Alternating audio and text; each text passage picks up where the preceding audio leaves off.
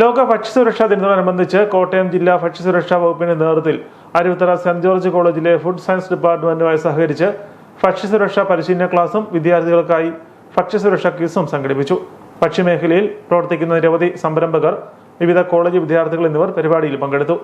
ദൈനംദിന ജീവിതത്തിന്റെ ഭാഗമായി ഭക്ഷ്യസുരക്ഷ ഉറപ്പുവരുത്തുകയും ഭക്ഷ്യ എണ്ണയുടെ പുനരുപയോഗത്തിൽ ശ്രദ്ധിക്കേണ്ട കാര്യങ്ങൾ എന്ന വിഷയത്തിൽ പരിശീലനവും സംഘടിപ്പിച്ചു. കോട്ടയം ജില്ലാ അസിസ്റ്റന്റ് ഭക്ഷ്യസുരക്ഷാ കമ്മീഷണർ അനസ് എ സെമിനാർ ഉദ്ഘാടനം ചെയ്തു. ഭക്ഷ്യസുരക്ഷാ വകുപ്പിന്റെ എംപാനൽ ട്രെയിനറായ സനുഷ് ചന്ദ്രൻ ക്ലാസുകൾ നയിച്ചു. ചാൻസസ് ഉള്ളത് പ്രായമായവർ, കുട്ടികൾ, ഗർഭിണികൾ, പിന്നീട് ദീർഘകാലമായിട്ട് എന്തെങ്കിലും അസുഖങ്ങൾ ഉള്ളവർക്കൊക്കെ ഈ ഫുഡ് സേഫ്റ്റി ഇഷ്യൂസ് ഉണ്ടാകുന്നതും സീരിയസ് ആയിട്ട് സംഭവിക്കുകയും ചെയ്യും അല്ലേ.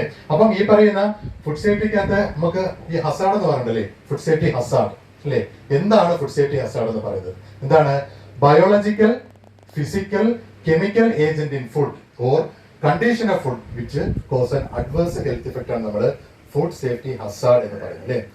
College principal professor doctor CB Joseph, father Biju Kunnakkattu, food science department head Mini Michael, Changanassery circle food safety officer doctor Sneha S Nair എന്നിവർ ചടങ്ങിൽ സംസാരിച്ചു.